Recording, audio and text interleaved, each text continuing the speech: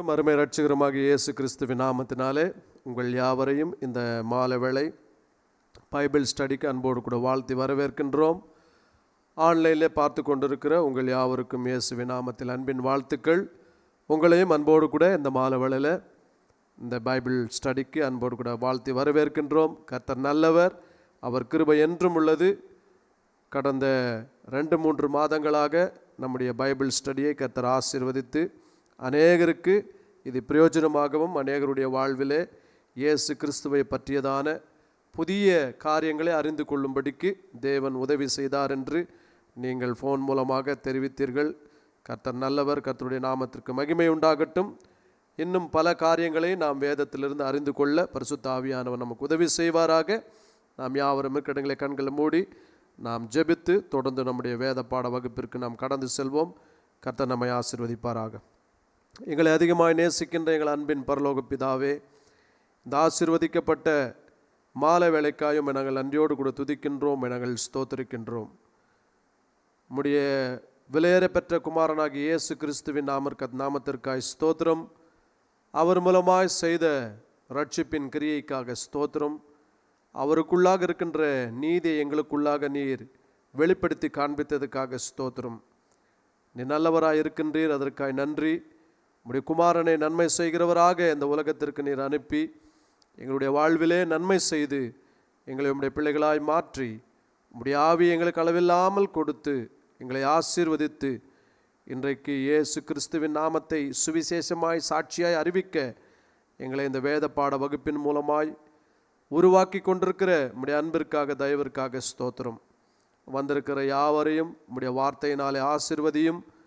ஆன்லைனில் பார்த்து கொண்டிருக்கின்ற ஒவ்வொருவருக்கும் உம்முடைய வார்த்தை ஆசீர்வாதமாயும் சவாலாகவும் உடைய வாழ்விலே புதிய வெளிச்சத்தையும் கர்த்தர் நீர் அவர்கள் பேரில் வைத்திருக்கின்ற உன்னத நோக்கத்தையும் அறிந்து கொள்ள உதவி செய்யும்படிக்கு ஜெபிக்கின்றோம். எல்லா துதி கன மகிமை ஒவ்வொருவருக்கே செலுத்துகின்றோம். இயேசு கிறிஸ்துவினுடைய விலையேற பெற்ற நாமத்தில் ஜெபிக்கிறோம், ஜீவனுள்ள நல்ல பிதாவே, ஆமேன். கடந்த ஒரு சில வாரங்களாக ஆதியாகமம் 1ஆம் அதிகாரம் 1ஆம் வசனத்திலிருந்து அதற்குள்ள இருக்கின்ற முக்கியமான சத்தியங்களை எபிரேய மொழியினுடைய அந்த ஒவ்வொரு வார்த்தையிலிருந்தும் நாம் அறிந்து கொண்டு வருகின்றோம். ஒவ்வொரு வார்த்தையிலுமே தேவன் தம்முடைய நோக்கத்தை இந்த உலகத்திற்கு வெளிப்படுத்தியிருப்பதை நாம் கவனிக்க முடியும். தேவகுமாரனாகிய இயேசு கிறிஸ்துவை பற்றி ஆதியாகமம் 1 அதிகாரம் 1 வசனத்திலேயே தேவன் இந்த உலகத்திற்கு தம்முடைய குமாரனை வெளிப்படுத்த வேண்டும் என்கின்ற சித்தமுடையவராய் இருந்தார் என்பதை குறித்து நாம் அறிந்து கொண்டு வருகின்றோம். கடந்த வாரம் the earth, the first birth of the earth என்கின்ற பாடத்தினுடைய ஆரம்பத்தை நாம் பார்த்தோம். அதோடு கூட the first birth of the earth என்கின்ற பாடத்தோடு கூட தொடர்ச்சியாக இந்த மாலவேளை பாடமும் இருக்கும். அடுத்த வாரமானது second birth of the earth என்பதை குறித்து, அதாவது பூமியினுடைய மறுபிறப்பு அல்லது 2ஆம் பிறப்பு என்பதை குறித்து உங்களோடு கூட கர்த்தருடைய வார்த்தையை பகிர்ந்து கொள்ளுவேன். இந்த மாலை வேளையில் பூமி அல்லது த எர்த் தேவனால் சிருஷ்டிக்கப்பட்டது, அது எப்படி வந்தது என்று சொல்லி கடந்த வகுப்பிலே நாம் பார்த்தோம். அதாவது பூமியானது ஜலம் முழுவதும் சுற்றி அல்லது ஜலத்திற்குள் பூமியானது இருந்தது. அந்த பூமியானது வெளியே கொண்டு வரப்பட்டது என்பதை குறித்து போன வாரத்தில் அதை விளக்கமாய் பார்க்காமல் ஒரு சில காரியங்களை மாத்திரம் பார்த்து நாம் போன வார பைபிள் ஸ்டடியை முடித்தோம்.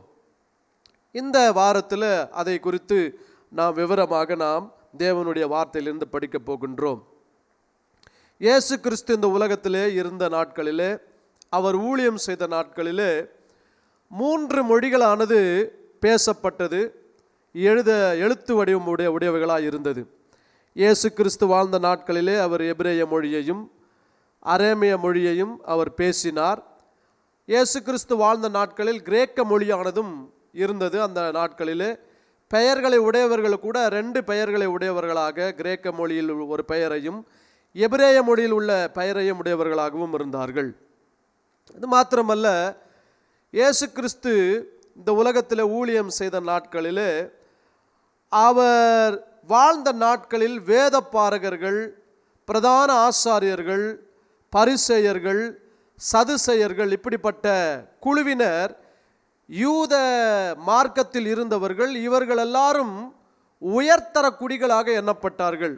காரணம் என்னவென்று சொன்னால், இந்த வேத பாரகர்கள் மேசியாவினுடைய வருகையை குறித்து தீர்க்க தரிசனங்கள் மூலமாய் சொல்லப்பட்ட காரியங்கள், மோசேயின் மூலமாய் தோரா புத்தகத்தில் சொல்லப்பட்ட காரியங்கள், இவைகள் எல்லாவற்றையும் ஆராய்ச்சி செய்து மேசியா எந்த காலத்தில் வருவார், எங்கு பிறப்பார், மேசியாவினுடைய வருகை எப்படிப்பட்டதாக இருக்கும், மேசியா என்ன காரியத்தை செய்து முடிப்பார், ஏசாயா புத்தகத்தில் சொல்லப்பட்ட காரியமும் தானியேல் புத்தகத்தில் சொல்லப்பட்ட காரியங்களும் அவர் செய்து முடிப்பார் என்று சொல்லி இயேசு கிறிஸ்து வாழ்ந்த நாட்களில் இருந்த வேத பாரகர்கள் அந்த காரியத்தை ஆராய்ச்சி செய்து கொண்டிருந்தார்கள். ஆகவே தான் கிழக்கிலிருந்து ஞானிகள் சாஸ்திரிகள் வந்த பொழுது ஏரோதுவை சந்தித்த பொழுது ஏரோது சொல்லுகின்றார், அவர் வேத பாரகர்களுக்கு ஆட்களை அனுப்பி கிறிஸ்து மேசியா எங்கு பிறப்பார் என்று வேதத்திலே சொல்லப்பட்டிருக்கிறதை அவர்கள் ஆராய்ச்சி செய்து கொண்டிருந்தார்கள். அவரிடத்தில் போய் அதை கேட்கும்படிக்கு ஆட்களை அனுப்பினார். அப்பொழுது கிறிஸ்துவானவர் பெத்லகேமிலே பிறப்பார் என்பதை குறித்து அவர்கள் வேத பாரகர்கள் ஏரோதுவுக்கு பதில் சொன்னதை குறித்து நாம் மத்தேயு 2ஆம் அதிகாரத்தில் வாசிக்க முடியும். இயேசு கிறிஸ்து வாழ்ந்த நாட்களிலே இந்த பரிசேயர்கள், சதுசேயர்கள், வேத பாரகர்கள், ஆசாரியர்கள் இவர்கள் எல்லாரும் இந்த பிரமாண புத்தகங்களை மையமாக கொண்டு ஆசரிப்பு கூடாரம் அல்லது தேவனுடைய ஆலயத்தினுடைய ஊழியங்கள் எல்லாம் அதனுடைய அடிப்படையிலே நடத்தி கொண்டு வந்தபடியினால இயேசு கிறிஸ்துவை அவர்கள் மேசியாவாக, கிறிஸ்துவாக அவர்கள் பார்க்கவில்லை. ஆகவே தான் இயேசு கிறிஸ்து ஊழியம் செய்த நாட்களில் அவர் ஒரு வார்த்தையை சொன்னார். யோவான் எழுதின சுவிசேஷ புத்தகத்தில் அந்த வார்த்தை இருக்கிறது 5ஆம் அதிகாரத்தில். வேத வாக்கியங்களை ஆராய்ந்து பாருங்கள், அவைகளால் உங்களுக்கு நித்திய ஜீவன் உண்டு என்று அறியீர்களா, என்னை குறித்தும் சாட்சி கொடுக்கிறவைகள் அவைகளே என்று சொல்லி இயேசு கிறிஸ்து இந்த வார்த்தையை சொல்லுகின்றார். அப்போ வேத வாக்கியங்களை ஆராய்ந்து பாருங்கள் என்று சொல்லுகின்றார். Search the scripture. இயேசு வாழ்ந்த நாட்களிலே தீர்க்க தரிசன புத்தகங்களும் மோசேயினுடைய ஆகமங்களும் இருந்தது. லூக்கா எழுதின சுவிசேஷ புத்தகம் 4ஆம் அதிகாரத்தில் 18ஆம் வசனத்திலிருந்து நீங்கள் வாசித்து பார்க்கும் பொழுது இயேசு கிறிஸ்து ஜெபாலயத்திற்கு சென்று தீர்க்கதரிசியாகிய ஏசாயா எழுதின அந்த தீர்க்க தரிசனத்தை கர்த்தருடைய ஆவியானவர் என் பேரில் இருக்கிறார் என்கின்ற அந்த தீர்க்க தரிசன வார்த்தையை வாசித்ததாக நாம் வாசிக்க முடியும். அது மாத்திரமல்ல, மோசேயினுடைய நியாயப்பிரமாணத்தில் இயேசு கிறிஸ்துவை பற்றி எழுதப்பட்டிருக்கிறதை இயேசு கிறிஸ்து நன்கு அறிந்திருந்தார். ஆகவே தான் புத்தக சுருளில் என்னை குறித்து எழுதப்பட்டவைகளை நிறைவேற்றும்படிக்கு இதோ வருகிறேன் என்று சொல்லி எபிரேயர் புத்தகத்தில் நாம் வாசிக்க முடியும். இப்போ இயேசு இந்த மக்களுக்கு என்ன சொன்னார் என்று சொன்னால், வேத வாக்கியங்களை நீங்கள் ஆராய்ந்து பாருங்கள், அவைகளால் நித்திய ஜீவன் உண்டு என்று நீங்கள் அறியீர்களா, என்னை குறித்து சாட்சி கொடுக்கிறவைகளும் அந்த வேத வாக்கியங்களே என்று சொல்லுகின்றார். வேத வசனத்தில் நித்திய ஜீவன் அல்ல, வேத வசனத்தில் சொல்லப்பட்ட தேவகுமாரனாகிய இயேசு கிறிஸ்துவுக்குள் தான் இந்த நித்திய ஜீவன் இருக்கின்றது.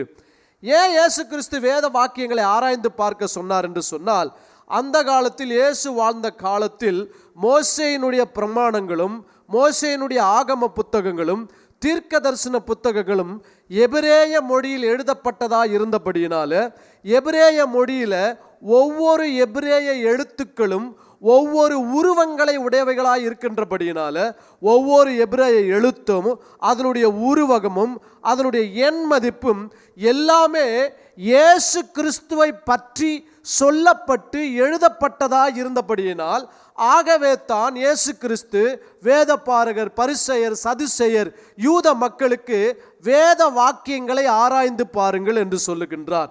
இந்த வேத வாக்கியங்களை நீங்கள் ஆராய்ந்து பார்க்கும் பொழுது அந்த எபிரேய மொழியில் எழுதப்பட்ட வார்த்தைகளில் இயேசு கிறிஸ்து ஆகிய மேசியாவை குறித்து எழுதப்பட்டிருக்கிறது. இயேசு கிறிஸ்து மேசியாவாக வந்திருக்கின்றார். அவர் செய்கின்ற அற்புதங்கள், அடையாளங்கள், அவர் செய்கின்ற உபதேசங்கள், அவர் சொல்லுகின்ற உவமைகள், இவைகளெல்லாம் பழைய ஏற்பாட்டில் ஏற்கனவே சொல்லப்பட்டு எழுதப்பட்டிருக்கின்ற மேசியா செய்து கொண்டிருக்கின்றார். அவருடைய கண்கள் திறக்கப்படுவதற்காக வேத வாக்கியங்களை ஆராய்ந்து பாருங்கள் என்று சொல்லி இங்கே அவர் வேத பாரகருக்கும் பரிசேயருக்கும் ஆசாரியர்களுக்கும் சதுசேயர்களுக்கும் யூத மக்களுக்கும் சொல்லுகின்றார். ஆகவே இயேசு வாழ்ந்த காலத்தில் எபிரேய மொழியானது அங்கு வேத வசனங்கள் எபிரேய மொழியில் அடங்கியிருந்தபடியினால அந்த எபிரேய மொழிக்குள் இருக்கின்ற தேவகுமாரனாகி இயேசு கிறிஸ்துவை பற்றியதான சத்தியத்தை அவர்கள் அறிந்து கொள்ள வேண்டும். அந்த இயேசு கிறிஸ்துவானவரே மெய்யான தேவனும் நித்திய ஜீவனுமாய் இருக்கிறார் என்பதை அவர்கள் அறிந்து கொள்ள வேண்டும் என்பதற்காகத்தான் இந்த வார்த்தையை சொல்லுகின்றார். வேத வாக்கியங்களை ஆராய்ந்து பாருங்கள், அவைகளால் நித்திய ஜீவன் உண்டென்று நீங்கள் அறியீர்களா, என்னை குறித்து சாட்சி கொடுக்கிறவைகளும் அவைகளே என்று சொல்லுகின்றார். இவைகளெல்லாம் ஏன் நான் சொல்கிறேன்னு சொன்னால், இன்றைக்கு இந்த எர்த் அர்டஸ் என்கின்ற வார்த்தையை எபிரேய வார்த்தையில் போன வாரம் நாம் கவனித்தோம். இன்றைக்கு அந்த எர்த் என்கின்ற வார்த்தையில் அர்டஸ் என்கின்ற வார்த்தையில் கடைசி வார்த்தை ஜெட் என்கின்ற வார்த்தை, ஜெரி என்கின்ற வார்த்தையை நாம் கவனிக்க போகின்றோம். அந்த வார்த்தைக்குள் இருக்கின்ற தேவனுடைய ரகசியத்தை, மகத்துவத்தை இந்த நாளின் பாடமாக நாம் கவனித்து தேவனுடைய வார்த்தையிலிருந்து நாம் ஆசீர்வாதத்தை நாம் பெற்றுக்கொள்ள போகின்றோம். ஏற்கனவே நான் சொன்ன ஷமாயிம் அப்படி என்றால் வானங்கள். இந்த ஷமாயிம் என்று சொன்னால் தண்ணீர் என்று அர்த்தம். ஷமாயிம்னா தண்ணீர் உள்ள வானம் என்று அர்த்தங்க. ஆகவே இந்த வானத்தில் ஹே என்கின்ற வார்த்தை வானத்தை படைக்கும் பொழுது அங்கே சொல்லப்பட்டிருக்கிறது. ஹே என்று சொன்னால் தேவனுடைய கிருபை, ஜீவன், வெளிப்பாடு என்று அர்த்தம். அதே போல பூமியை படைக்கும் பொழுதும் அர்டஸ் என்கின்ற வார்த்தையை ஆண்டவர் பயன்படுத்துகின்றார். வேதத்தில் பரிசுத்த ஆவியானவர் எழுதி வைத்திருக்கின்றார். மேலே ஸ்கிரீனில் நீங்கள் பார்க்கும் பொழுது தி எர்த் என்கின்ற வார்த்தையினுடைய எபிரேய பதமானது அங்கே எழுதப்பட்டிருக்கிறது. அலஃப் ரெஷ் ஜதி என்கின்ற வார்த்தை, ஜட் என்ற வார்த்தை. இந்த பூமியை ஆண்டவர் சிருஷ்டிக்கும் பொழுதும் ஹே என்கின்ற வார்த்தையை பயன்படுத்துகின்றார். இந்த ஹே என்கின்ற வார்த்தையினுடைய பொருள் கிருபை, ஜீவன், வெளிப்பாடு என்று அர்த்தம். அப்போ வானத்தையும் பூமியையும் தேவன் படைக்கும் பொழுது அவர் அவருடைய கிருபையை இந்த உலகத்திற்கு வெளிப்படுத்தி காண்பித்திருப்பதை நாம் பார்க்க முடியும். ஆகவே தான் இயேசு கிறிஸ்து இந்த உலகத்திற்கு வந்த பொழுது எப்படி வந்தார் என்று சொன்னால், வார்த்தையாகிய தேவகுமாரனாகிய இயேசு கிறிஸ்து மாமிசமாய் இந்த உலகத்திற்கு கிருபையும் சத்தியமும் நிறைந்தவராய் இந்த உலகத்திற்கு வந்தார். இந்த எர்த் என்கின்ற எபிரேய வார்த்தையினுடைய உருவகத்தை நம்ம பார்க்கும் பொழுது, அர்டஸ் என்கின்ற உருவகத்தை பார்க்கும் பொழுது, ஹே என்று சொன்னால் ஒரு மனுஷன் 2 கைகளை உயர்த்தப்பட்டது போல அந்த பிக்சரில் நீங்கள் ஸ்க்ரீனில் பார்க்க முடியும். ஹலப் என்று சொன்னால் ஒரு காளையனுடைய ஒரு தலையை குறித்து நம்ம பார்க்க முடியும். ரெஷ் என்று சொன்னால் ஒரு மனுஷனுடைய தலையை குறித்து நாம் பார்க்க முடியும். ஜதி என்று சொன்னால் ஒரு வித்து அல்லது ஒரு தாயின் கருவிற்குள்ளாக ஒரு வித்தானது எப்படி இருக்குமோ, அல்லது ஒரு குழந்தையினுடைய பிறப்பு உருவாகின்ற ஒரு சில நாட்களிலே அந்த குழந்தை கற்பத்திலே எப்படி இருக்குமோ அதனுடைய பிக்சர் போல இருக்கும். ஸோ இன்றைக்கு நாம் எதை குறித்து நாம் தியானிக்க போகும் என்று சொன்னால், இந்த எர்த் என்கின்ற வார்த்தை, ஹே என்கின்ற வார்த்தையை நாம் தவிர்த்து அலஃப் ரெஷ் ஜதி என்கின்ற 3 வார்த்தையை நாம் கவனிக்க போகின்றோம். ஹலஃப் என்று சொன்னால் தேவன், காட் என்று அர்த்தம். ரெஷ் என்று சொன்னால் மேன் என்று அர்த்தம், ஃபர்ஸ்ட் பர்சன், மனிதன் என்று அர்த்தம். ஜடி என்று சொன்னால் அதனுடைய அர்த்தம் என்னவென்று சொன்னால் அடிச்சுவடு அப்படின்னு அர்த்தங்க. அப்போ இந்த 3 வார்த்தைகளையுமே நாம் இணைத்து பார்க்கும் பொழுது காட், மேன், அடிச்சுவடு அப்படின்னு அர்த்தம். அப்படி என்றால் தேவ குமாரனாகிய அடிச்சுவடு என்று அர்த்தம். பூமி என்று சொன்னால் என்ன அர்த்தம்னா தேவகுமாரனாகிய அடிச்சுவடு. அப்படின்னா வானத்தில் இருந்த தேவகுமாரனாகிய இயேசு கிறிஸ்துவானவர் இந்த பூமிக்கு வரப்போகின்றார், தன்னுடைய அடிச்சுவடை எடுத்து வைக்க போகின்றார். அதைத்தான் பூமி என்றோ எர்த் என்றோ அர்டஸ் என்றோ எபிரேய மொழியில் மொழியாக்கம் பண்ணப்பட்டிருக்கிறது.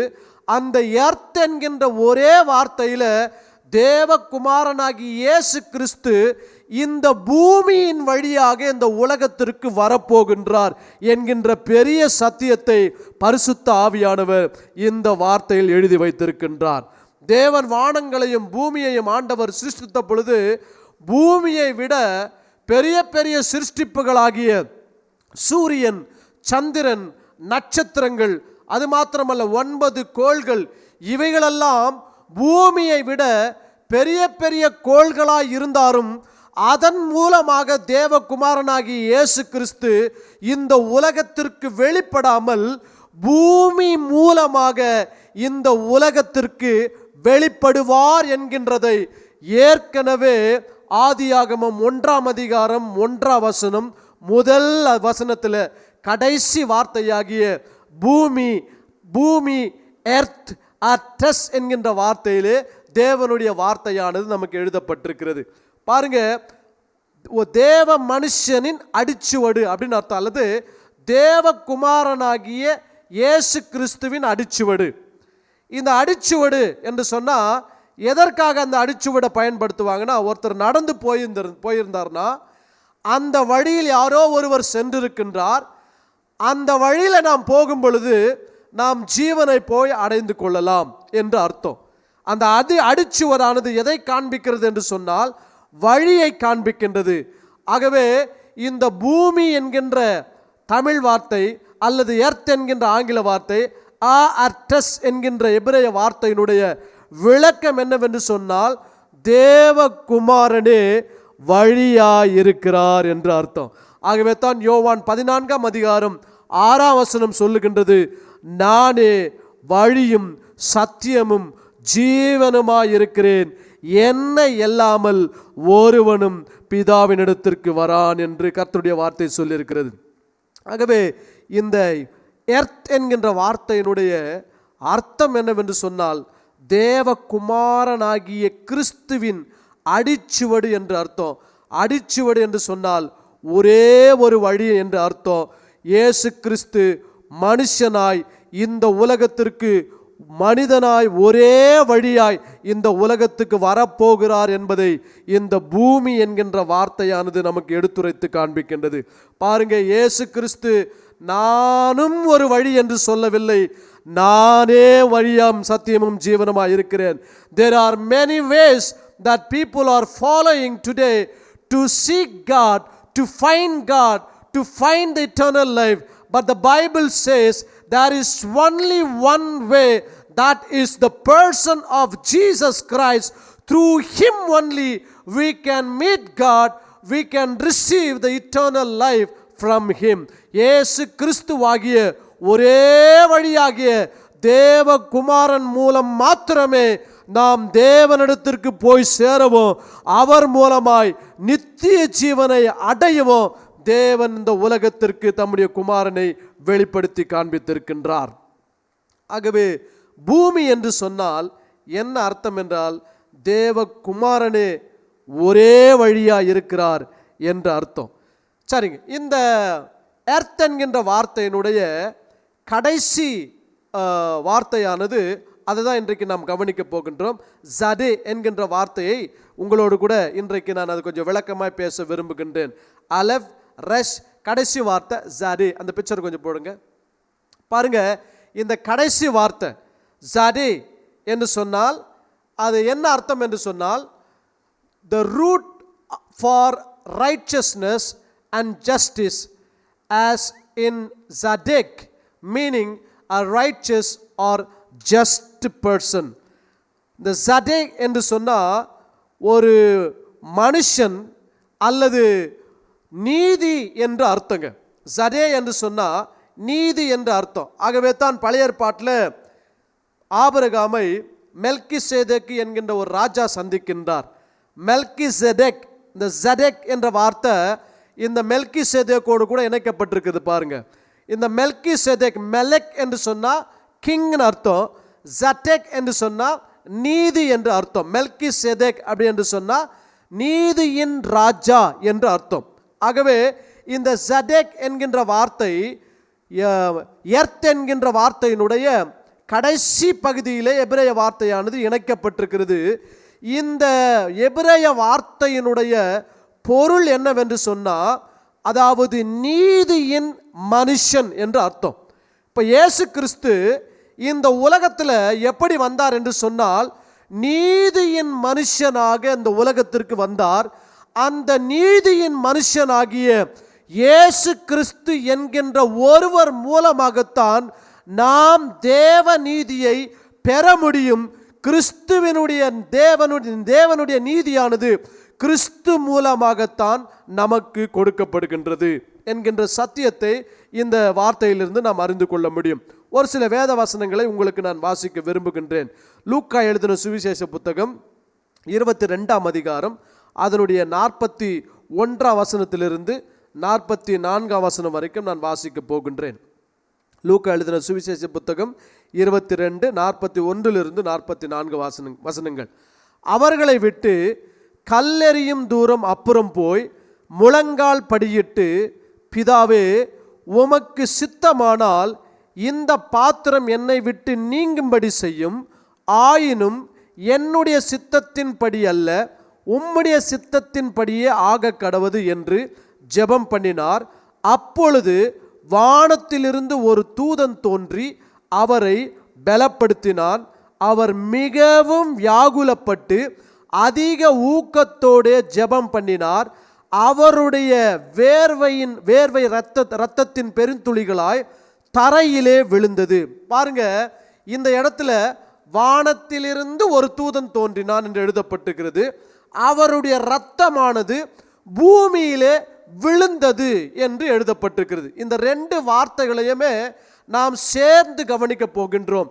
பாருங்க, வானமும் பூமியும் என்கின்ற வார்த்தையானது இயேசு கிறிஸ்து முழங்கால் படியிட்டிருக்கின்ற காலம், முழங்கால் படியிட்டிருக்கிறார்.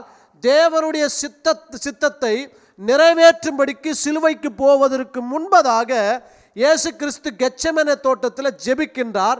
அப்பொழுது அவர் முழங்கால் படியிட்டு என்று வேதம் சொல்லுகிறது. அது எவ்வளவு தெளிவாக ஆவியானவர் எழுதார் பாருங்க. 41ஆம் வசனத்தில் அவர்களை விட்டு, சீஷர்களை விட்டு கல்லெறியும் தூரம் போய் முழங்கால் படியிட்டு என்று எழுதப்பட்டிருக்கிறது. பாருங்க, இயேசு கிறிஸ்து செய்த ஒவ்வொரு செயலும் பிதாவாகிய தேவன் இயேசு கிறிஸ்துவோடு கூட இருந்து அவருடைய நோக்கத்தை நிறைவேற்றி கொண்டிருக்கிறார்.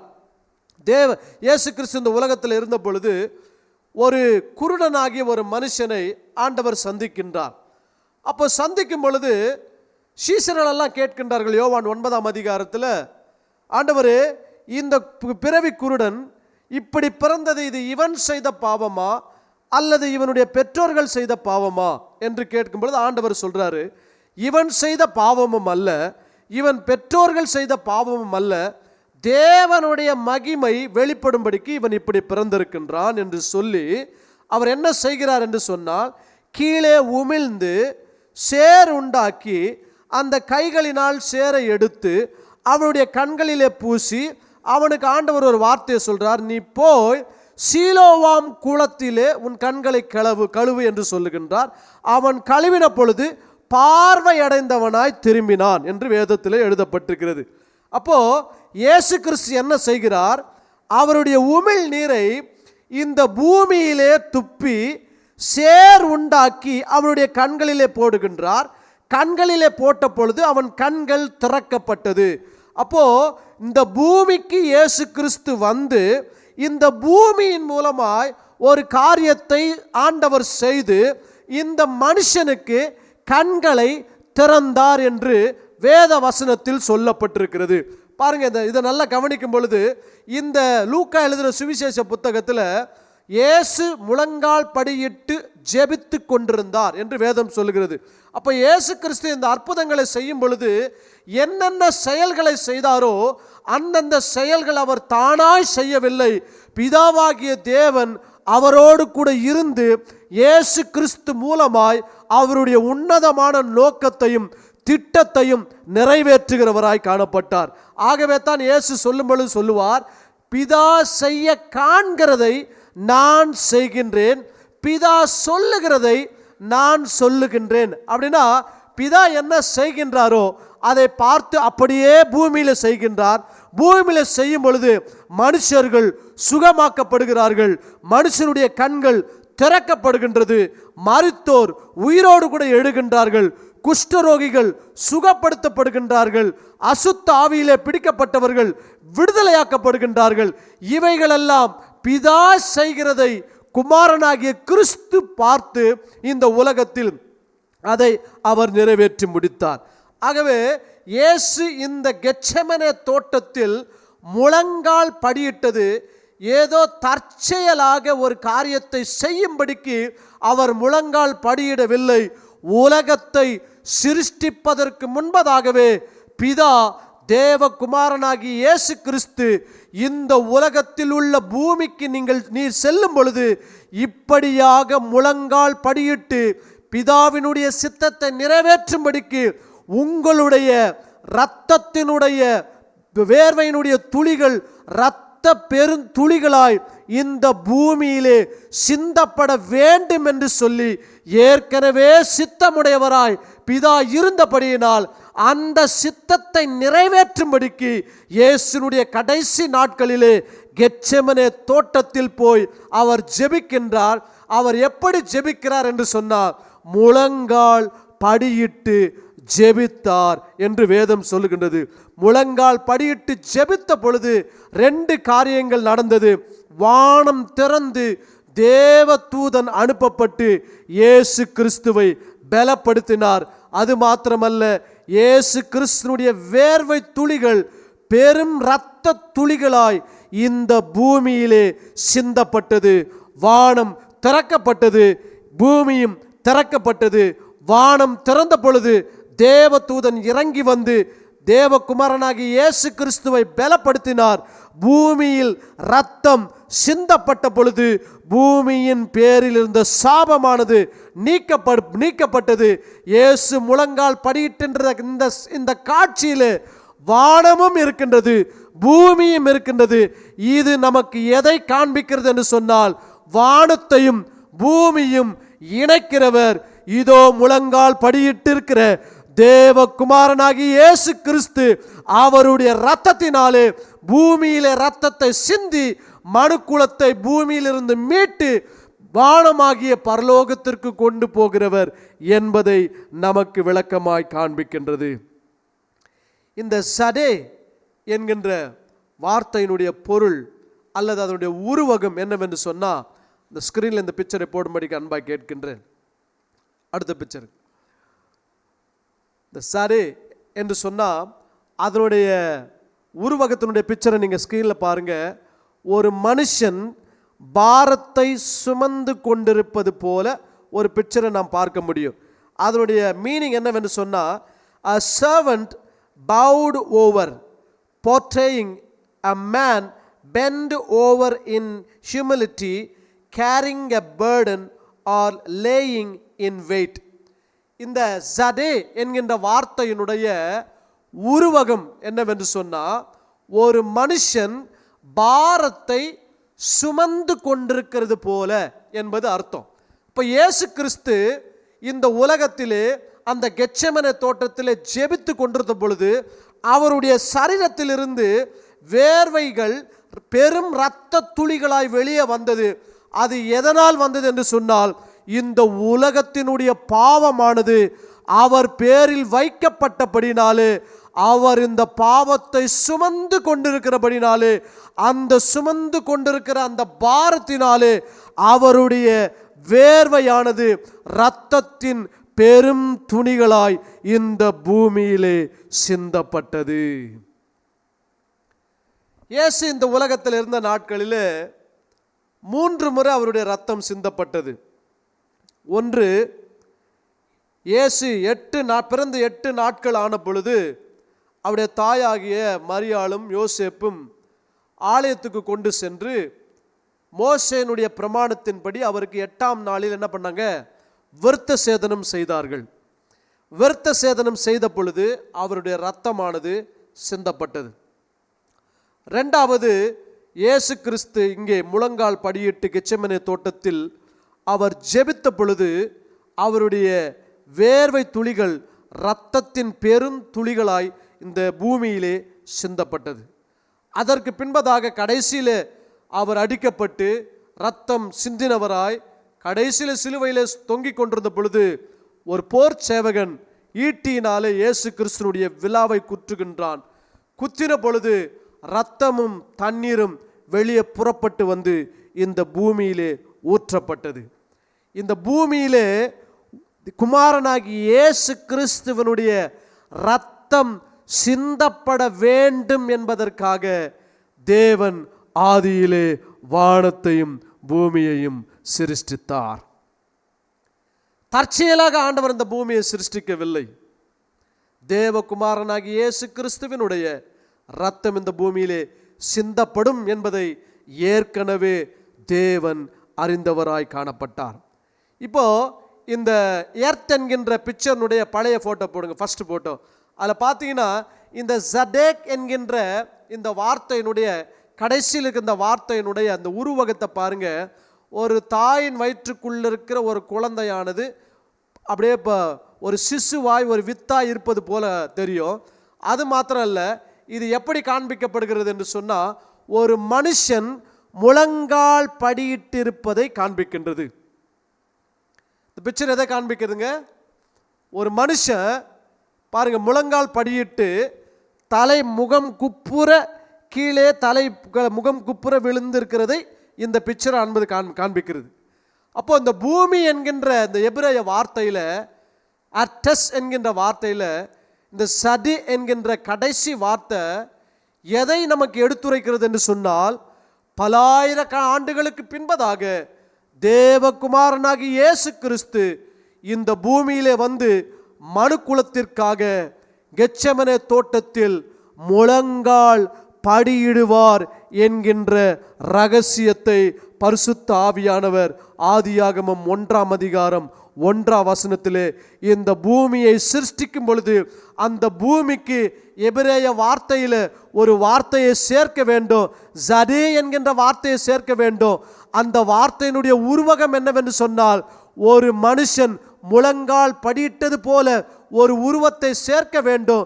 ஏனென்று சொன்னால் பல வருடங்களுக்கு பின்பதாக தேவகுமாரனாகி இயேசு கிறிஸ்து இதே உருவத்தை போல கெத்செமனே தோட்டத்தில் வந்து முழங்கால் படியிட்டு பிதாவினுடைய சித்தத்தை அவர் நிறைவேற்ற போகிறார் என்பதை ஆதியாகமம் 1:1 பூமியை தேவன் படைக்கும் பொழுது அந்த சித்தத்தை உடையவராயிருந்தார். அது மாத்திரமல்ல, இந்த சடேக் என்கின்ற வார்த்தையில் அதனுடைய அர்த்தம் ஏற்கனவே சொன்ன நீதி என்கின்ற வார்த்தை விளக்கம் தான் அதனுடைய விளக்கம். ஜடேக் என்று சொன்னால் த ரூட் ஃபார் ரைச்சஸ்னஸ், நீதி என்ற அர்த்தம். பாருங்க, இந்த நீதி என்கின்ற இந்த வார்த்தையை எங்கே ஆவியானவர் சேர்க்கிறார் என்று சொன்னால் பூமியோடு கூட ஆண்டவர் சேர்க்கிறாருங்க. வானத்தை படைக்கிறப்போ ஆஷமாயிம் என்கின்ற வார்த்தையில் ஜடேக் என்கின்ற வார்த்தை வரல.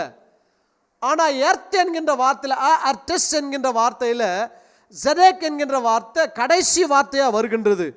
அப்போ நீதியானதை ஆண்டவர் எங்கு சேர்க்கிறார் என்று சொன்னால் பூமியில் சேர்க்கின்றார். பூமியில் சேர்க்கும் பொழுது அதை நமக்கு எதை காண்பிக்கிறது என்று சொன்னால் தேவகுமாரன் இந்த பூமியிலே தேவனுடைய நீதியாய் வருவார், எழும்புவார் என்பதை நமக்கு வெளிப்படுத்தி காண்பிக்கின்றது.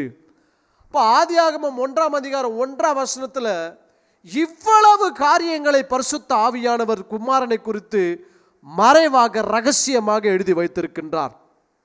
சங்கீதம் 85:11 வாசிக்க கேட்கும் பொழுது கர்த்தருடைய வார்த்தை எப்படியா சொல்லுகின்றது? சங்கீதம் 85:11 பாருங்க, எல்லாரும் சேர்ந்து வாசிக்கலாம். சத்தியம் பூமியிலிருந்து முளைக்கும், நீதி வானத்திலிருந்து தாழ பார்க்கும். அருமையான வசனங்க. சத்தியம் பூமியிலிருந்து என்ன பண்ணுங்க? முளைக்கும், நீதி வானத்திலிருந்து தாழ பார்க்கும். இந்த வசனத்தில் வானமும் இருக்கின்றது, பூமியும் இருக்கின்றது. ஆனால் முதல்ல பூமியை தான் சங்கீதக்காரன் எழுதுகின்றார், ரெண்டாவது வானத்தை எழுதுகின்றார். அதுக்கு முன்பதாக என்ன எழுதுகிறார்னு சொன்னால், சத்தியம் என்கிறதையும் நீதி என்கிறதையும் ஆண்டவர் எழுதுகின்றார். Truth and righteousness. சத்தியம் யாரு? யோவான் 14:6, நானே வழியும் சத்தியமும் ஜீவனுமாய் இருக்கின்றேன் என்று கர்த்தருடைய வார்த்தை சொல்லுகின்றது.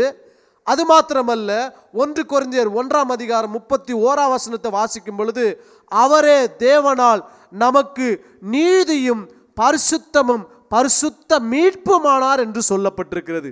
அப்ப கிறிஸ்துவே சத்தியமாகவும் கிறிஸ்துவே தேவனுடைய நீதியாகவும் இருக்கின்றார். இப்போ சங்கீதம் 85:11 வாசிக்கும் பொழுது, கிறிஸ்து பூமியிலிருந்து முளைப்பார் அப்படி என்று சொன்னால் பூமியிலே பிறப்பார் என்று அர்த்தம்.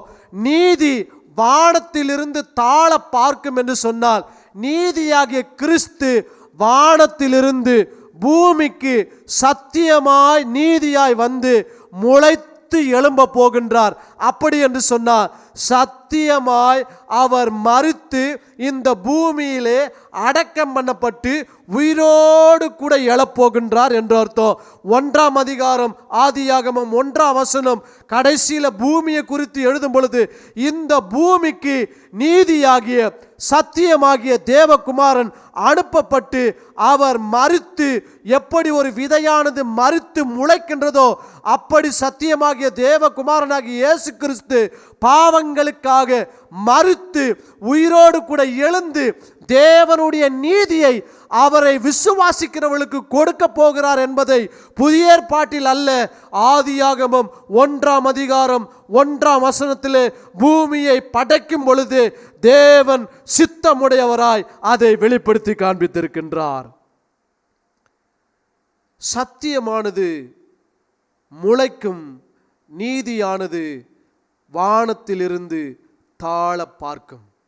அப்போ வானம் பூமி, இந்த வானத்தையும் பூமியும் சேர்ப்பது எதுனா சத்தியமும் நீதியும். சத்தியமும் நீதியும் யார் என்று சொன்னால் இயேசு கிறிஸ்துவே சத்தியமுமாய் இருக்கிறார், இயேசு கிறிஸ்துவே நீதியாய் இருக்கிறார். தேவகுமாரனாகிய இயேசு கிறிஸ்து வானத்திலிருந்து இந்த பூமிக்கு வந்து மரித்து உயிரோடு கூட எழப்போகின்றார் என்கின்ற சத்தியத்தை சடேக் என்கின்ற ஒரு வார்த்தையில, நீதி என்கின்ற வார்த்தையிலே பரிசுத்த ஆவியானவர் அதை எழுதி வைத்திருக்கின்றார். சடேக் மீன்ஸ் ரைச்சஸ்னஸ். கிறிஸ்துவனுடைய நீதியினால் பூமிக்கு ரட்சிப்பு. ஜெகோவா மக்கதிஷ் அப்படின்னா என்ன அர்த்தம்னா, யெகோவா என் நீதியாயிருக்கிறார். எனக்கு நீதி தருகிறவர் அல்ல, அவர்தான் எனக்கு நீதியாகவே இருக்கிறார். அப்படின்னா உங்களுக்குள்ளதான் நீதியா இருக்கிறது, உங்களையுமே நீதியாக ஆண்டவர் வைத்திருக்கின்றார். When you accepted Jesus Christ as your Lord and personal Savior, when you confess that He is my Lord and Savior, the righteousness of God is transferred to you through Christ Jesus. இயேசு கிறிஸ்துவை உங்களுடைய ஆண்டவரும் இரட்சகருமாய் நீங்கள் விசுவாசித்து தெய்வமாய் உங்கள் வாழ்க்கையிலே ஏற்றுக்கொண்டு நீங்கள் அவரை பின்பற்றும் பொழுது தேவனுடைய நீதியானது உங்களுக்கு பரிசாக முழுமையாக உங்களுக்கு அருளப்படுகின்றது. இப்பொழுது தேவன் உங்களை எப்படி பார்க்கிறார் என்று சொன்னால், கிறிஸ்துவின் நீதியினால் தேவன் உங்களை பார்க்கிறாரே ஒழிய ஆதாமினுடைய பாவத்தினால் அவர் பார்க்கவில்லை. பிந்தின ஆதாமாகிய கிறிஸ்துவின் நீதியினால் உங்களை அவர் பார்க்கின்றார். முந்தின ஆதாமின் மூலமாய் உங்களை பார்ப்பார் என்று சொன்னார், பாவியாக உங்களை பார்க்கிறார். ஆனால் பிந்தின ஆதாமாகிய கிறிஸ்துவின் மூலமாய் உங்களை எப்படி பார்க்கிறார் என்று சொன்னால் நீதியாக உங்களை பார்க்கின்றார். இந்த சடேக் என்கின்ற வார்த்தையினுடைய அர்த்தம் என்னவென்று சொன்னால் ரைச்சஸ்னஸ் என்று அர்த்தங்க. இந்த ரைச்சஸ்னஸ் என்கின்ற வார்த்தையை, நீதி என்கின்ற வார்த்தையை பூமியோடு கூட ஆண்டவர் இணைக்கின்றார். அது இணைக்கும் பொழுது வானத்திலிருந்து இந்த பூமிக்கு நீதி வந்தது என்பதை வெளிப்படுத்தி காண்பிக்கிறது. ஆதியாகமம் 1ஆம் அதிகாரம் 1லிருந்து 2 வசனங்களை வாசிக்கும் பொழுது, பூமியானது ஜலத்தினால மூழ்கி இருந்தது.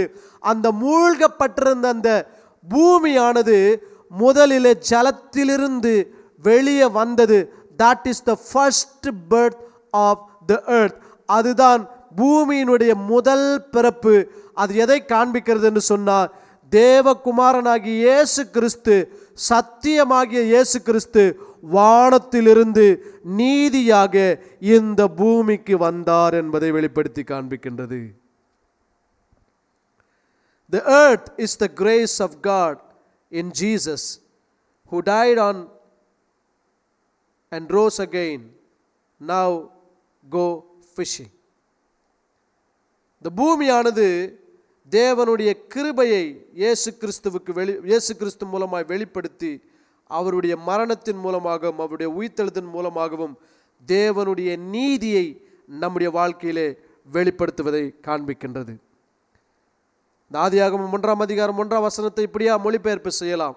தேவகுமாரன் சிலுவையில் கைகளினால் ஆணிகளால் கடாவப்பட்டு மரித்து அடக்கம் பண்ணப்பட்டு உயிரோடு கூட எழப்போகின்றார். எழுந்து மனுஷருக்கு நீதியை கொடுக்க போகின்றார் என்கின்ற சத்தியத்தை ஆதியாகமம் 1ஆம் அதிகாரம் 1ஆம் வசனத்திலே கர்த்தருடைய ஆவியானவர் எழுதி வைத்திருக்கின்றார். ஆதியிலே தேவன் வானங்களையும் பூமியையும் சிருஷ்டித்து, வானத்தையும் பூமியையும் ஒரே நேரத்தில் சிருஷ்டித்து, பூமியை ஜலத்திலிருந்து முதலில் வெளிப்பட செய்து இயேசு கிறிஸ்துவின் மூலமாக அதை இந்த பூமிக்கு காண்பிக்கின்றார். இந்த ஜலத்திலிருந்து பூமி வெளியே வந்தது எதை காண்பிக்கிறது என்று சொன்னால், தேவகுமாரனாகிய இயேசு கிறிஸ்து ஜலமாகிய வானத்தில் இருந்து இந்த பூமிக்கு மனுஷனாய் வந்ததை நமக்கு வெளிப்படுத்தி காண்பிக்கின்றது. அதுதான் எபேசியர் 3ஆம் அதிகாரம் 11ஆம் வசனம் சொல்லுகின்றது. எபேசியர் 3:11 வாசிக்கும் பொழுது, இயேசு கிறிஸ்துவை கொண்டு எல்லாவற்றையும் சிருஷ்டித்த தேவனுக்குள்ளே ஆதி காலங்கள் முதல் மறைந்திருந்த இரகசியத்தினுடைய ஐக்கியம் என்னதென்று எல்லாருக்கும் வெளிப்படையாக காண்பிக்கிறதற்கு இந்த கிருபை எனக்கு அளிக்கப்பட்டிருக்கிறது என்று அப்போஸ்தலனாகிய பவுல் சொல்லுகின்றார். இப்ப யார் மூலமாய் ஆண்டவர் சிருஷ்டித்தார்? இயேசு கிறிஸ்துவை கொண்டு எல்லாவற்றையும் சிருஷ்டித்தார். தேவனுக்குள் இருந்த ஆதி காலங்கள் முதல் மறைந்திருந்த ரகசியம். இந்த ரகசியம் என்னவென்று சொன்னால், தேவகுமாரனாகிய இயேசு கிறிஸ்து சத்தியமாய் நீதியுமாய் வானத்திலிருந்து இந்த பூமிக்கு ஒரு மனுஷனாக வெளிப்பட்டு, ஜடேக் என்கின்ற வார்த்தையினுடைய உருவகம் முழங்கால் படியிட்டு இரத்தத்தை பெரும் வேர்வை துளிகளாய் சிந்தி இந்த மனுக்குலத்தை மீட்க போகிறார் என்கின்ற தேவனுடைய ரகசியம் ஆதி காலங்கள் முதல் மறைக்கப்பட்டிருந்தது. ஆனால் ஆதியாகமம் 1ஆம் அதிகாரம் 1ஆம் வசனத்திலேயே எபிரேய மொழியில் அது வெளிப்படுத்தப்பட்டிருக்கிறது. அந்த வெளிப்படுத்தப்பட்ட சத்தியமானது பவுலுக்கு வெளிப்படுத்தப்பட்டிருந்தது. அந்த பவுல் இயேசு கிறிஸ்துவை குறித்து எழுதும் பொழுது, இந்த இயேசு கிறிஸ்துவை கொண்டுதான் சகலவற்றையும் தேவன் சிருஷ்டித்தார் என்று எழுதுகின்றார். அவருக்குள்ளதான் மறைந்திருந்தது வானமும் பூமியும் மற்ற ஜீவ ஜந்துக்கள், சூரியன், சந்திரன், நட்சத்திரம், இவைகள் எல்லாமே தேவனுக்குள் மறைந்திருந்தது.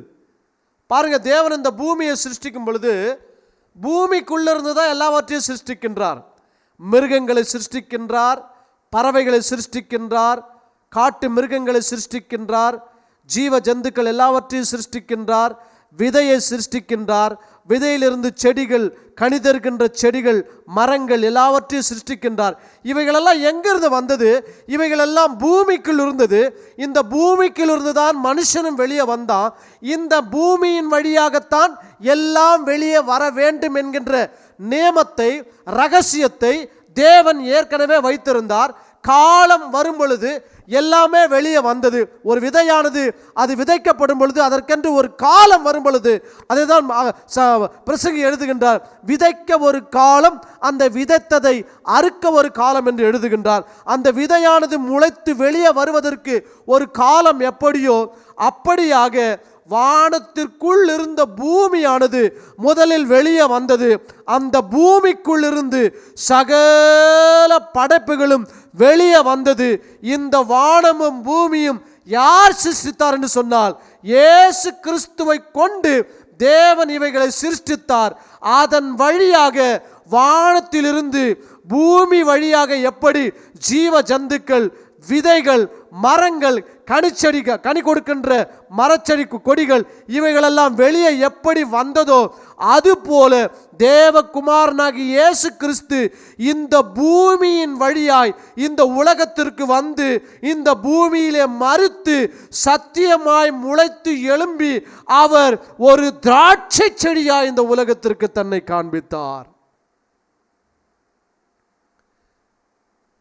இப்போ பூமியிலிருந்து மரம் செடி கொடிகள் எப்படி வெளியே வந்ததோ அதுபோல இயேசு தன்னை குறித்து சொல்லும் பொழுது நானே திராட்சை செடி என்று சொல்லுகின்றார்.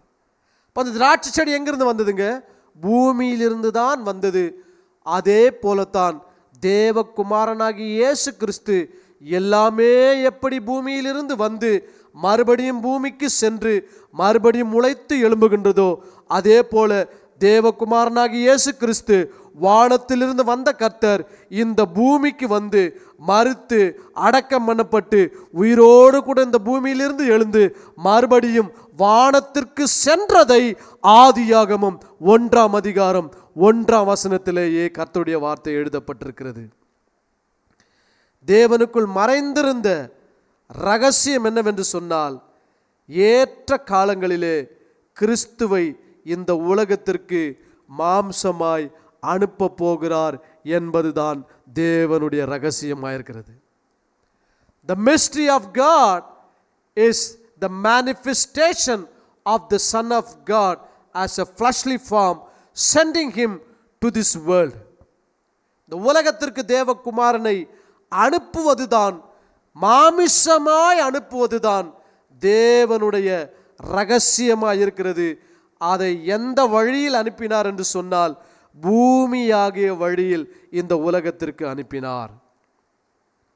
யோவான் 1:14 சொல்லுகின்றது, அந்த வார்த்தை மாமிசமாகி.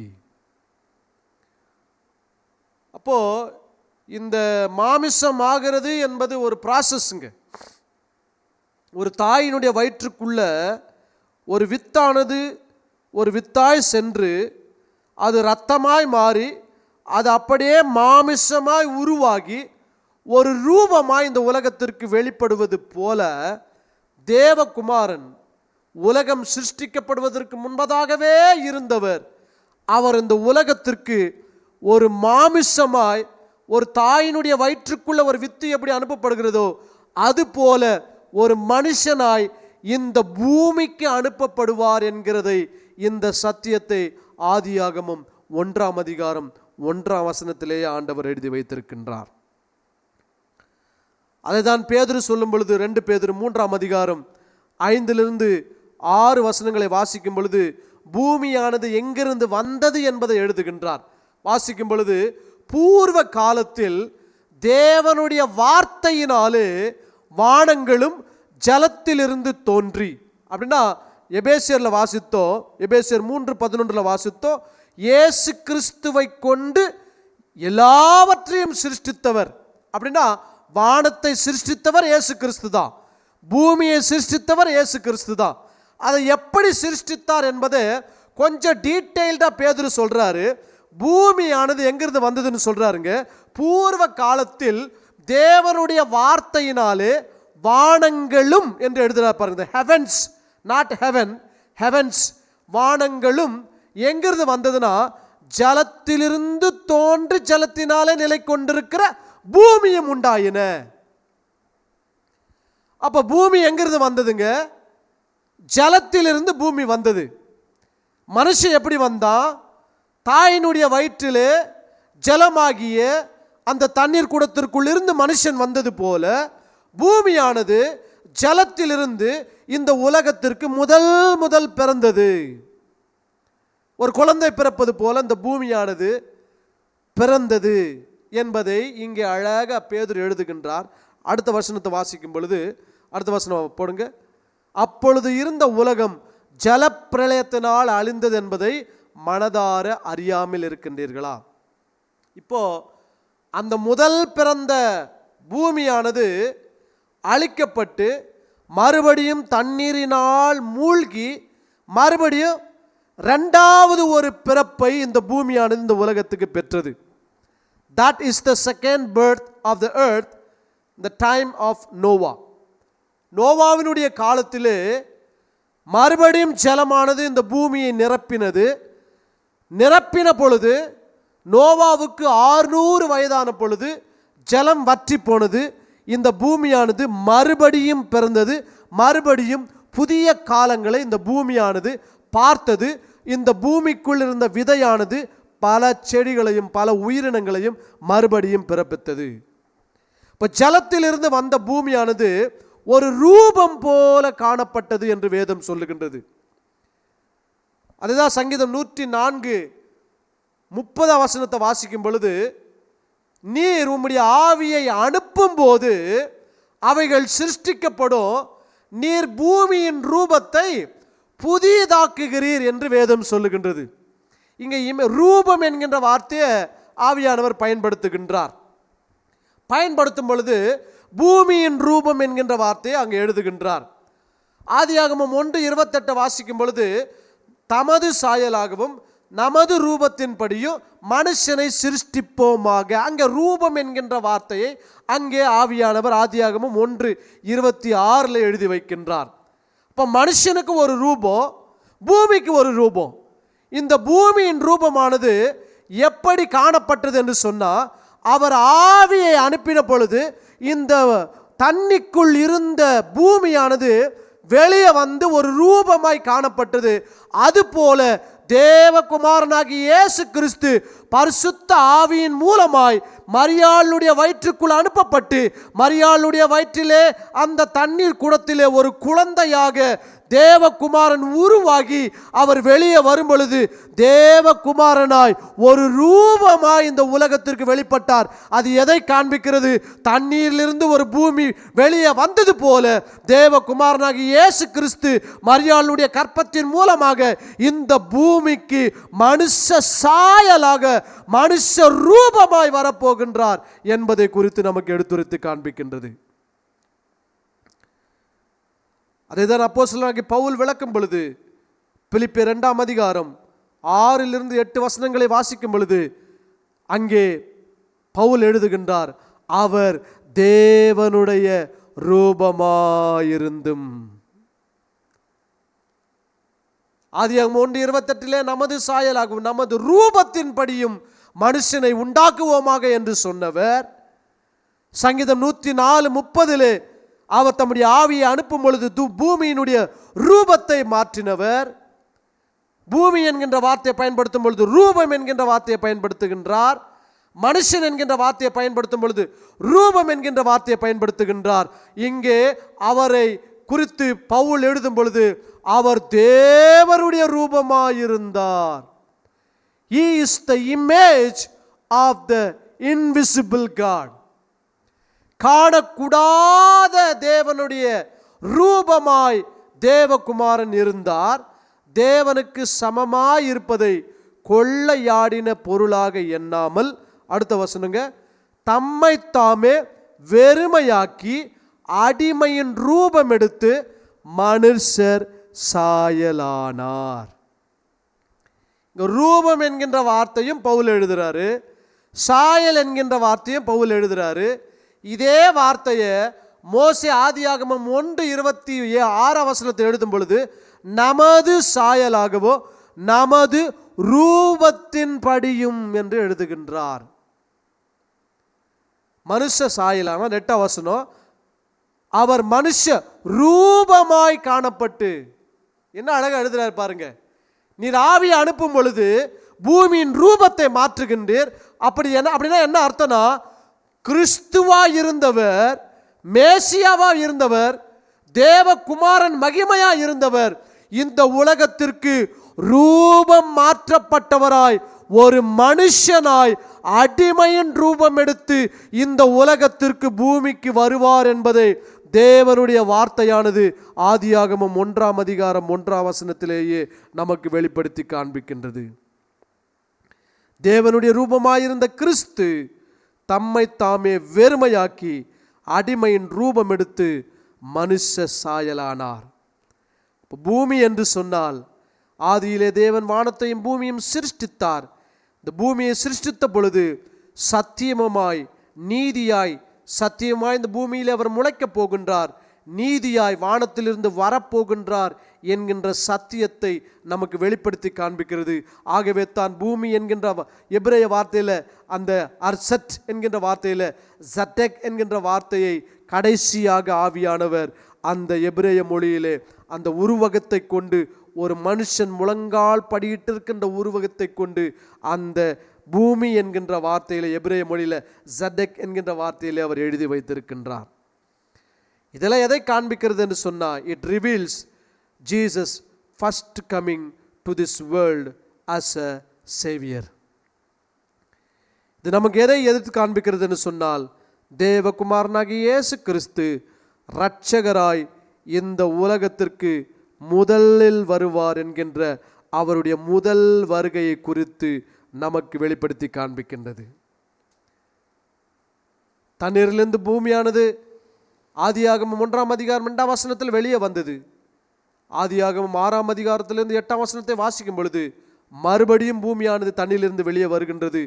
2 வருகையை குறித்து, பூமியில் 2 வருகையை குறித்து வேதம் எழுதி வைத்திருக்கிறது. இவைகள் 2ம் இயேசு கிறிஸ்துனுடைய முதல் வருகையும் இயேசு கிறிஸ்துனுடைய 2ஆம் வருகையும் நமக்கு வெளிப்படுத்தி காண்பிக்கின்றது.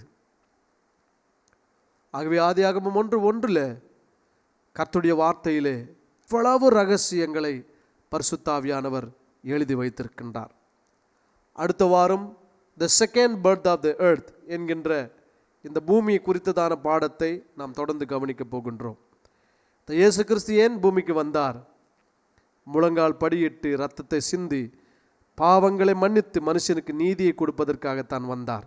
இதுவே தேவனுடைய ரகசியமாயும் தேவனுடைய திட்டமாயும் இருக்கிறது. ஒருவேளை என் பாவங்கள் எப்படி மன்னிக்கப்படும், எனக்கு எப்படி ஒரு புதிய வாழ்க்கை பிறக்கும், பூமி பிறந்தது போல எனக்கு எப்படி ஒரு புதிய வாழ்க்கை பிறக்கும் என்று சொல்லி நீங்கள் ஒருவேளை அவளோடு கூட இந்த வார்த்தையை கேட்டுக்கொண்டிருந்தா, உங்களுக்காக ஒரு இரட்சகர் இருக்கின்றார்.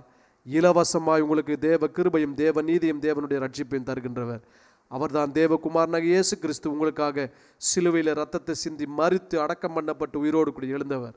அவரை விசுவாசிக்கும் பொழுது உங்களுக்கு பாவ மன்னிப்பையும் நித்திய ஜீவனையும் அவருடைய நீதியும் கொடுத்து அவருடைய பிள்ளைகளாக உங்களை மாற்றி ஆசீர்வதிக்கிற தேவனாக இருக்கிறார். எங்கே இருந்தாலும் கண்களை மூடி என்னோடு கூட இந்த ஜெபத்தை செய்யுங்கள். கர்த்தர் உங்களுக்கு புதிய ஆரம்பத்தை உங்களுடைய வாழ்க்கையில் தர உண்மை உள்ளவர். எங்களை நேசிக்கின்ற எங்கள் அன்பின் பரலோக பிதாவே, இந்த ஆசீர்வதிக்கப்பட்ட நல்ல மாலை வேளைக்காயும் நாங்கள் நன்றியோடு கூட துதிக்கின்றோம், ஸ்தோத்திரிக்கின்றோம். இந்த பூமி என்கின்ற வார்த்தையில் தேவகுமாரனே ஒரே வழியாக இருக்கின்றார் என்கின்ற சத்தியத்தையும், ஜடக் என்கின்ற நீதி என்கின்ற வார்த்தை, தேவகுமாரன் நீதியாய் இந்த பூமிக்கு வெளிப்பட்டார் என்கின்ற சத்தியத்தையும், அவர் மூலமாய் நீர் செய்திருக்கின்ற காரியங்களை இந்த உலகத்தில் அவர் வந்து முழங்கால் படியிட்டு பிதாவினுடைய சித்தத்தை நிறைவேற்றுவார் என்பதை ஆதியாகமம் 1:1 நீர் எழுதி வைத்திருக்கின்ற சத்தியத்தை இன்றைக்கு நாங்கள் கேட்டுக்கொண்டோம். இந்த வார்த்தைகளை கேட்டுக்கொண்டிருக்கின்ற, இந்த வார்த்தைக்கு செவி கொடுக்க, கீழ்ப்படிய, உம்மை இரட்சகராய் ஏற்றுக்கொள்ள, பாவங்கள் மன்னிக்கப்பட்டு உம்முடைய பிள்ளையாய் மாற யாரெல்லாம் ஜெபிக்கின்றார்களோ, கர்த்தர் உம்முடைய விலையேற பெற்ற ரட்சிப்பை அவர்களுக்கு கொடுத்து அவர் வாழ்க்கையில் ஒரு புதிய ஆரம்பத்தை தரும்படிக்கு ஜெபிக்கின்றோம். இந்த வார்த்தையை கேட்டுக்கொண்டிருக்கிற யாவருடைய வாழ்விலேயும் கர்த்தர் பூமியினுடைய ரூபத்தை மாற்றியது போல அவருடைய வாழ்க்கையும் நீர் மறுரூபப்படுத்த உண்மை உள்ளவர். மறுரூபப்படுத்தி ஒரு புதிய ஆரம்பத்தை தந்து ஆசீர்வதிக்கும்படிக்கு ஜெபிக்கின்றோம். இந்த வார்த்தையை கேட்ட யாவரையும் ஆசீர்வதிக்கின்றோம். தொடர்ந்து உம்முடைய கிருபை எங்களோடு கூட இருந்து எங்களை வழி நடத்தட்டும். எல்லா துதி கன மகிமை ஸ்தோத்திரங்கள் ஒருவருக்கே செலுத்துகின்றோம். இயேசுவின் நாமத்தில் ஜெபிக்கிறோம் ஜீவனுள்ள நல்ல பிதாவே. ஆமேன், ஆமேன். கர்த்தர் உங்களை ஆசீர்வதிப்பாராக. ஒருவேளை இந்த செய்தி உங்களுக்கு ஆசீர்வாதமாக இருந்தால் நீங்கள் கமெண்ட்ஸில் நீங்கள் தெரியப்படுத்துங்க. அதாவது உங்களுக்கு இந்த வார்த்தையிலே விளங்கவில்லை என்று சொன்னால் நீங்கள் தெரியப்படுத்துங்கள். அடுத்த வாரம் அதை நீங்கள் விளங்கிக் கொள்ளும்படிக்கு உங்களுக்கு தெளிவாக போதிக்கப்படும். ஒருவேளை இந்த பைபிள் டீச்சிங்கினுடைய ஊழியத்திற்கு நீங்கள் உங்களுடைய உதாரத்துவமான காணிக்கைகள் கொடுத்து நீங்கள் இதை தாங்க வேண்டும் என்று விரும்பினால் நீங்கள் ஸ்க்ரீனில் பார்க்கின்ற மொபைல் நம்பரையோ இல்லை சர்ச்சினுடைய நம்பரையோ நீங்கள் கான்டாக்ட் பண்ணி உங்களுடைய உதாரத்துவமான காணிக்கைகளை கொடுத்து இந்த ஊழியத்தை நீங்கள் ஆசீர்வதிக்க உங்களுக்கு நாங்கள் கேட்கின்றோம். கர்த்தருடைய கிருபை உங்களோடு கூட இருப்பதாக. God bless you.